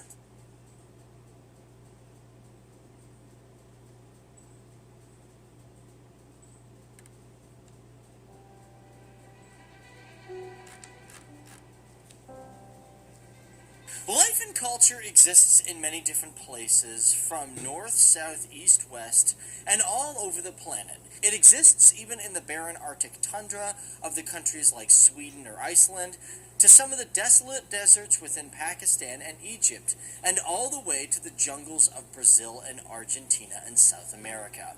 And here on FTD Facts, we are always very determined to learn about many different cultures, people, and countries from around the world. And we like to look at what makes these places beautiful and amazing. So, today, welcome to the country of Argentina, where we are going to discover what is great about it and learn some things that we may have never known before. Hey everybody, how's it going? Dave Walpole here. Welcome to FTD Facts, the channel where we talk about people, cultures, and places from all around the world. Now, for this video, I'm actually really excited to talk about it because, well, Argentina is just a country that we have not talked about yet, and actually we did a poll. We actually like to do a lot of polls here on the channel once a week, and we like to ask what countries you guys want to see next. And out of the 1,000 of you, well, more of you guys did recently, but out of the 1,000 that I saw, over 53% of you guys said we should talk about Argentina. Poor Ireland, it's just never going to get picked, and Serbia as well. Now, before I get in this video, if you guys are huge on learning about countries and different places from around the world, well, you want to hit that subscribe button because that's what we do. Also, this video has been brought to you by Pirates of the Caribbean Tides of War, which is actually a really fun game for your phone. I'm going to get into that at the end of this video, but right now, let's move on to the meat and potatoes and talk about Argentina. So let's first start off looking at the basics. Now, it has a population of 43,847,430 people as of a 2016 estimate. Now, keep in mind there has not been a census done since 2010, in which at that time the population was roughly a little bit over 40 million, so there's some growth since then. And during the 2010 census, it stood at the 30th largest country in the world when it comes to population. Now, scooting right over, let's take a look at the land size of this country. Now, it is quite a big country. As a matter of fact, it's... With YouTube Kids, you manage your family's experience. Just approve entire collections from our trusted partners. One of the biggest in all of South America. And this country, Argentina, comes in at a land size of 2,780,400 square kilometers, making it the 8th largest country in the entire world with a water percentage of 1.5%. Guys, I don't know if that water percentage is based off of fresh water or if it's fresh water with, ocean water as well. I'm assuming it's just fresh water, but that's the percentage we have. And although Argentina has some very interesting facts about its land size and landscape, we got to finish up talking about people and culture first. Because throughout all of this land size with the population, it has a population density of 14.4 people per square kilometer, making it rank at 214th in the world when it comes to the density of population. But who are these people? What kind of people live in Argentina? What kind of cultures do we have? Well, let's take a quick look. Now, Argentina is a country that is predominantly Roman Catholic, with over 77.1% identifying as that religion. About 10.8% identify as Protestant, and 10.1% identify as non-religious. And about 2.6% of the population follow other forms of religion that are not identified. And when I say unidentified, I mean like it's just there's no lists to that, it just means other, right? Now, for the demographics, when it comes to male and female, there's approximately 1 woman to 0.97 men. And for this country, they say there are about 40 different spoken languages in all of Argentina. Spanish or Espanol is actually number 1, and it is the 4th largest speaking Spanish country in the world, after Mexico, Spain, and even Colombia. As for English, they estimate that there's about 42.5% of the people who can speak it, and only about 15% of that have a high understanding of the English language and can use complex compound word structure. On top of that, there's also about 1.5 million speakers in Italian and about 1 million speakers in Arabic. As well, there are a bunch of other languages that are within the country, such as French, German, Yiddish, Japanese, and many more. So where does the word Argentina come from? What is the meaning behind this country? Every country generally has a meaning behind it, and Argentina does as well. Well, for Argentina, it is Latin for the word silver. And the reason for this is because many Europeans thought this new land was going to be loaded with silver. And as a matter of fact, they were correct because it produces a lot of silver for the entire world. This is because when it comes to its silver on the silver list, it's ranked 10th in the world for producing this product. And this country actually has a lot of silver, and they say every single year it produces about 20.6 million ounces of silver. And the largest mine within Argentina is the Perquitas mine, which has about 70.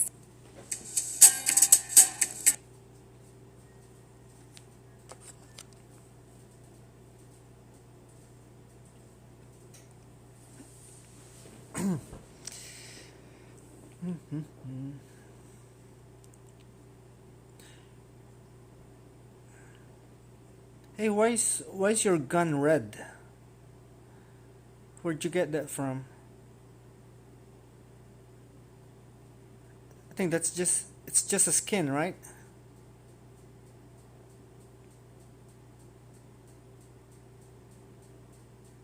Yeah, it's just a skin.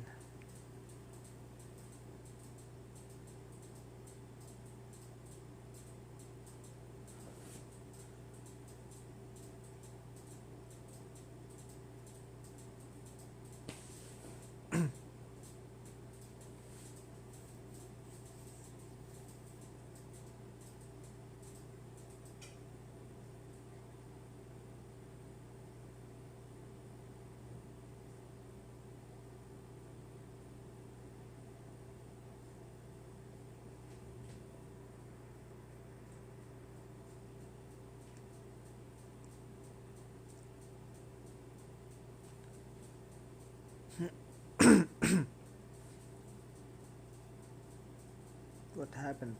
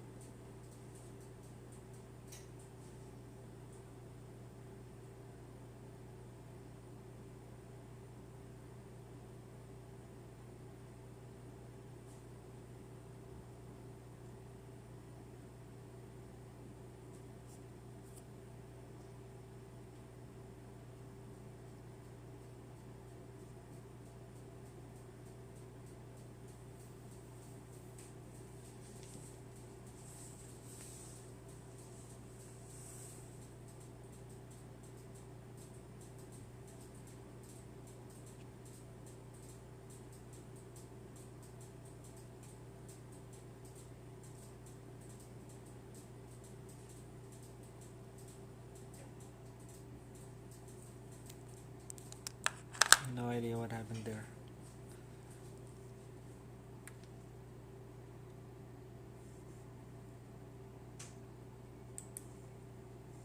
You don't have to be a tech YouTuber to get sweet deals on the stuff you find online. You just need to install. There is no doubt that China is emerging as a regional powerhouse. In the past 30 years, its GDP has grown from just $177 billion to $12.2 trillion. But there is a flaw in China's model of growth. Demographic data shows that the country is now facing a severe decline in population. China's fertility rate is dropping, people are living longer, and the workforce is shrinking. For a country whose young workforce is the backbone of its economy, these demographic trends are harbingers of social, economic, and political.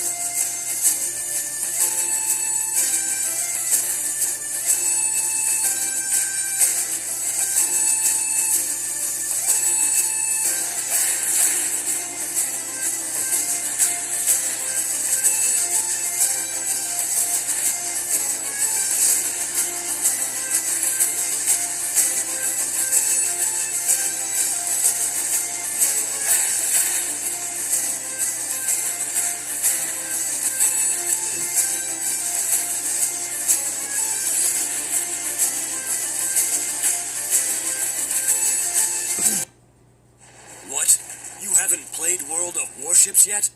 Why the hell not? Playing World of Warships will allow...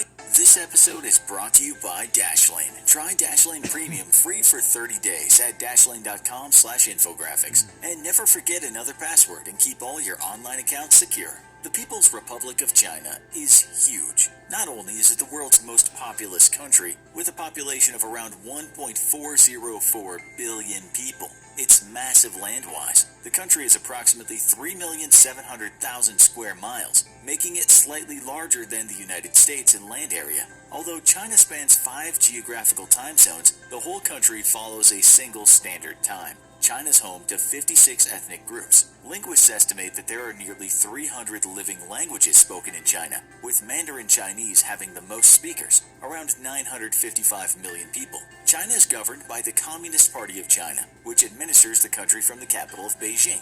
The country is rapidly developing and is on track to become a superpower. Here are 6 places China is attempting to subjugate to expand its borders, economic, and global influence. Number 1. Tibet. China has a long and volatile relationship with Tibet, beginning in the 13th century and throughout different periods in history. Tibet has been ruled by Chinese and Mongolian dynasties, and has also been an independent nation. In the first quarter of the 20th century, Tibet was ruled by Great Britain, before once again becoming an independent nation. In 1950, Chinese troops invaded Tibet to enforce China's age-old claim to the country. Some areas became the Tibetan Autonomous Region, and others were assimilated into neighboring Chinese provinces. In 1959, after a failed anti-Chinese revolt, the spiritual leader of Tibet, the 14th Dalai Lama, fled the country and set up a government in exile in India. During China's Cultural Revolution, many Buddhist monasteries were destroyed, and thousands of Tibetans were likely slaughtered during martial law.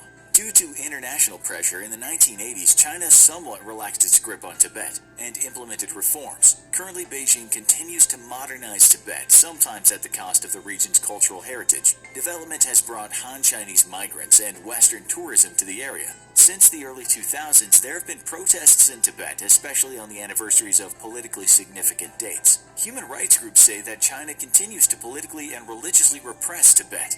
Various activists worldwide campaign for an independent Tibet. There are several strategic and economic motives China has for governing the region. Tibet is highly important to China's sense of self and Chinese nationalism. Many Chinese leaders, past and present, have believed that no matter the lines drawn on the map, Tibet is fundamentally a part of China. They felt a strong nationalistic drive to return China to its ancient, far-flung Qing dynasty borders. Tibet also serves as a buffer zone between China on one side and India, Nepal, and Bangladesh on the other. The Himalayan mountain range provides natural security as well as a military advantage. China is currently struggling to find a balance between environmental issues and yet not hinder the country's economic industry. China is hungry for natural resources, and Tibet serves as a crucial water source, as well as possessing significant mineral wealth. Since the early 2000s, Beijing has invested billions in Tibet as part of its wide-ranging economic development plan for Western China. Number 2. Arunachal Pradesh. China also claims that the region of Arunachal Pradesh, the northeasternmost state of the 28 states of India, is a part of South Tibet, and therefore a part of China. Aside from India, Taiwan also claims the South Tibet region. Arunachal Pradesh borders the Indian states of Assam and Nagaland to the south, and countries Bhutan to the west, Myanmar to the east. To the north, the demarcation line known as the McMahon Line separates Arunachal Pradesh from the Tibetan area of China. Historically, Arunachal Pradesh belonged to neither China nor India, but was dominated by several autonomous tribes. In 1913 to 1914, representatives from Great Britain, China, and Tibet held the Simla Conference to decide on the border lines for Tibet. The Tibetan and British officials agreed on the McMahon Line as the border between British India and Outer Tibet. The Chinese representatives refused the demarcation line and have considered it invalid ever since. When China invaded Tibet in 1950 and the Dalai Lama later fled Tibet, India supported the Tibetan government, angering China. During the Sino-Indian border conflict in 1962, China captured most of the area of Arunachal Pradesh, but ended up withdrawing. In recent years, tensions have risen as China has publicly claimed the region of Arunachal Pradesh. China is especially interested in a small district called Tawang, which borders Tibet and Bhutan. China has even gone so far as to destroy thousands of maps and make new ones, having renamed parts of Arunachal Pradesh with Chinese names. India, while not growing as fast as China, is still emerging as a regional economic powerhouse. China wants to dominate Asia and sometimes seems to look for ways to clash with India. Most importantly, it's strongly assumed that there are heavy deposits of minerals such as gold and lithium in Arunachal Pradesh. A large-scale Chinese mining operation found gold and silver deposits worth around $60 billion in the Lunzi County of Tibet, which is directly adjacent to Arunachal Pradesh. Number 3. Aksai Chin. China and India also clash over another border region, Aksai Chin, near Kashmir. Aksai Chin is mainly in Hotan County, in the southwestern part of the Xinjiang Uyghur Autonomous Region, with a small area on the southeast and south sides lying within the extreme west of the Tibet Autonomous Region. India claims Aksai Chin as part of the Ladakh region of the Jammu and Kashmir state. Aksai Chin is a remote, inhospitable region where mainly nomadic tribes roam. The area was ignored until the 1950s when China built a military road through it to connect Tibet with Xinjiang. India was angry upon discovery of the road, and it ended up being a major factor in the Sino-Indian border conflict of 1962.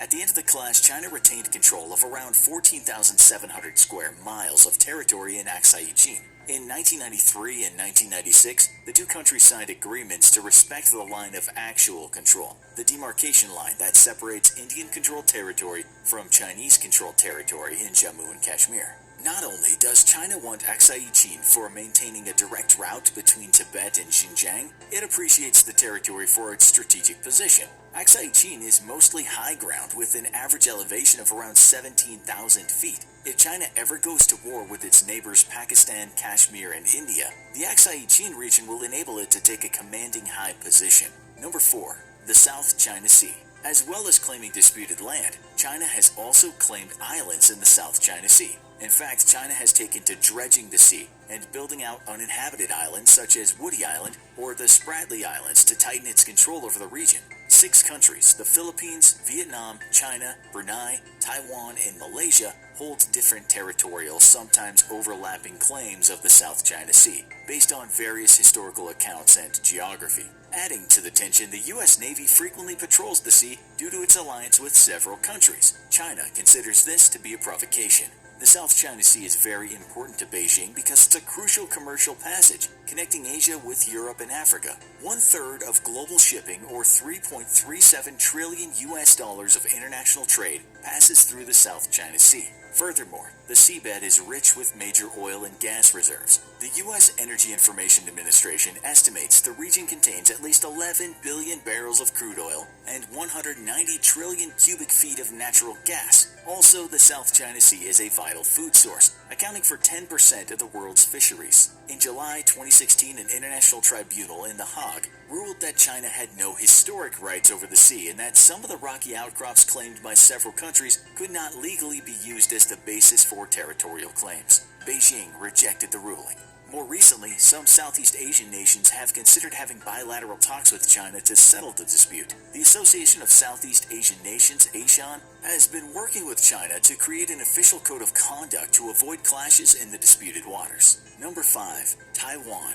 China has had an ongoing dispute with Taiwan for decades. It views Taiwan as a breakaway province that will eventually be part of the country again. But many Taiwanese citizens want a completely separate nation. Historically, Taiwan was a part of China. Taiwan was governed by China's Qing dynasty from 1683 to 1895. When Japan won the First Sino-Japanese War, China had to cede the region to them. After World War II, Japan was forced to relinquish to China control of the territory it had previously taken. Civil war broke out in China in 1946 and ended in a victory for Mao Zedong's Communist Army. Chiang Kai-shek and his Chinese Nationalist Party, known as Kuomintang or KMT, fled to Taiwan. The KMT dominated Taiwan's politics for many years until after Chiang Kai-shek's death. Having inherited an effective dictatorship and under pressure from a burgeoning democracy movement, Chiang's son, Chiang Ching-kuo, began assessing a process of democratization, which in 2000 led to the election of the island's first non-KMT president, Chen Shui-bian.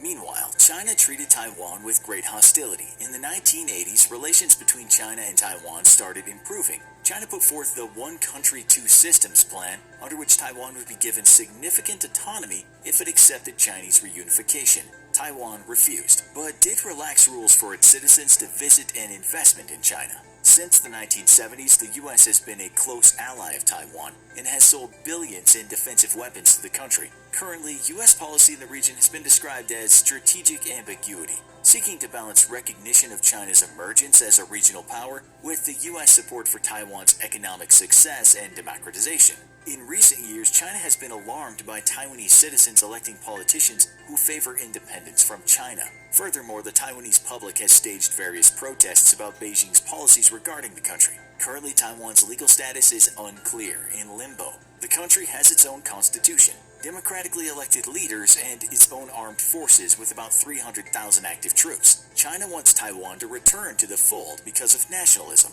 Also, Taiwan being a part of China is a strategic defensive move. If Taiwan was to become an independent nation with its close ties to America, the U.S. would likely have a naval port and military base in Taiwan, right on China's doorstep. Number 6. Hong Kong. One final place where China is attempting to expand its power is Hong Kong.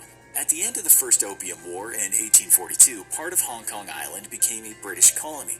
Later, China leased the rest of Hong Kong, the new territories, to the British for 99 years. By the 1950s, Hong Kong had become a busy commercial port and a manufacturing hub. As the end of the 99-year lease approached, Britain and China held talks on the future of Hong Kong. In 1984, a deal was reached that Hong Kong would return to China in 1997, under the principle of One Country, Two Systems. As a result, Hong Kong has a high degree of autonomy with its own legal system and borders, and rights including freedom of assembly and free speech for the next 50 years. However, in recent years, Beijing has been treading on Hong Kong's rights. Artists and writers say they're under increased pressure to self-censor, and democracy has been limited. The current leader was elected by a 1,200-member pro-Beijing election committee, chosen by just 6% of eligible voters. Throughout the spring and summer of 2019, large protests erupted in Hong Kong in response to a proposed bill permitting the extradition of fugitives to mainland China. Citizens worry the bill will be used to target, detain, and extradite political dissidents.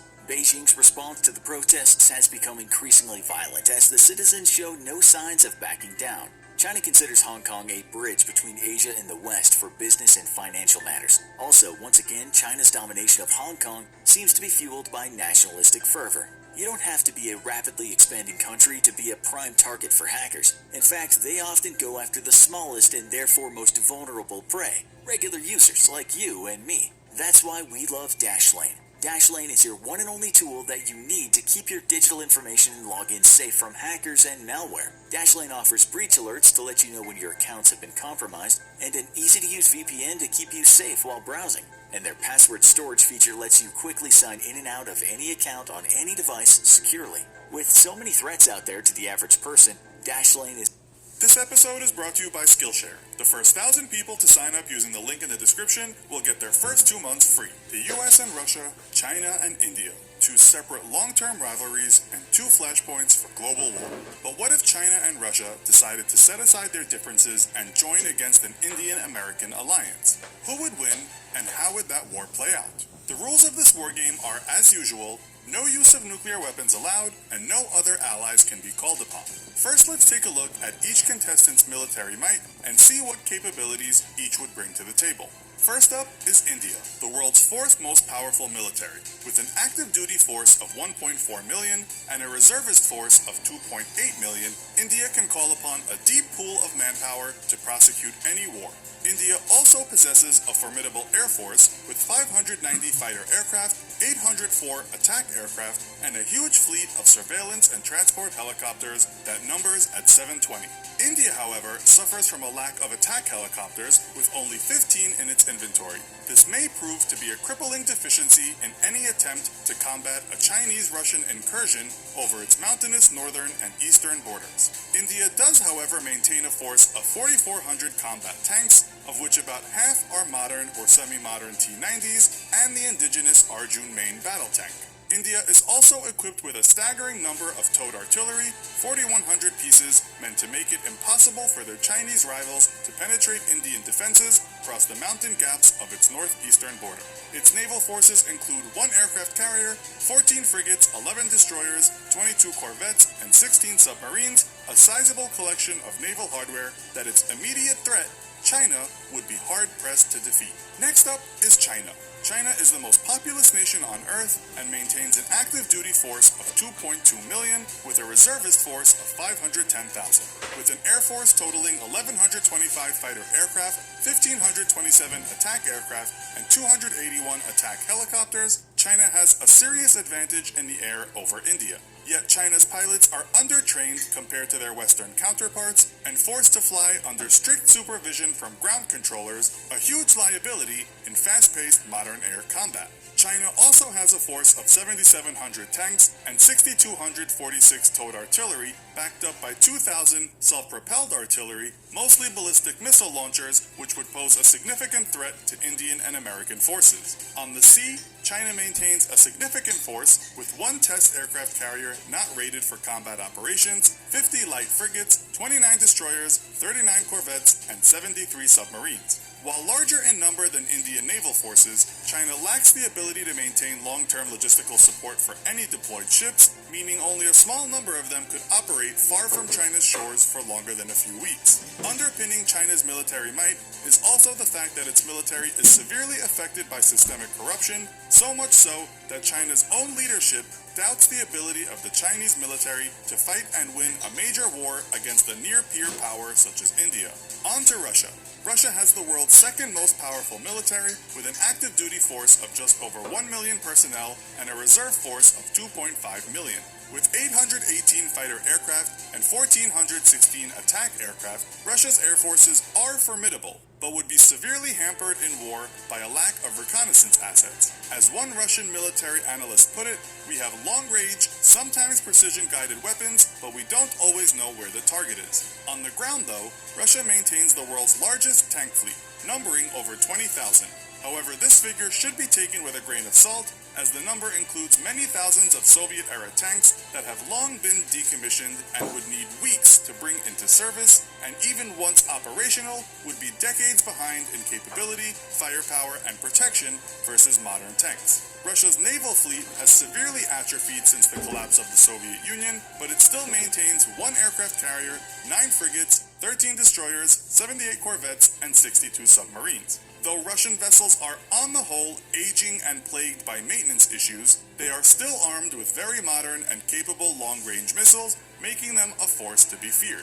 And finally, the world's chief military power, the United States of America. The U.S. enters the conflict on India's side with an active duty force of 1.3 million personnel and 800,000 reserve personnel. With 1,962 fighter aircraft and 2,830 multi-role aircraft, the U.S. has almost double the air power of Russia or China.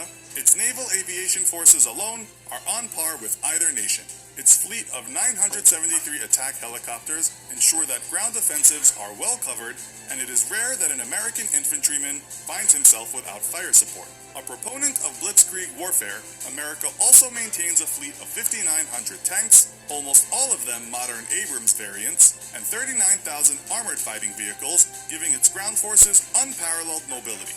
While lagging behind in numbers, America's 950 self-propelled, 795 towed, and 1,200 rocket artillery platforms often feature smart, precision-guided munitions. In fact, of all the militaries in the world, the United States uses the most precision-guided munitions, featuring them on almost every combat platform and giving U.S. forces incredible lethality. At the onset of war, Chinese and Indian border forces stationed across the length of the Himalayas would come into immediate conflict.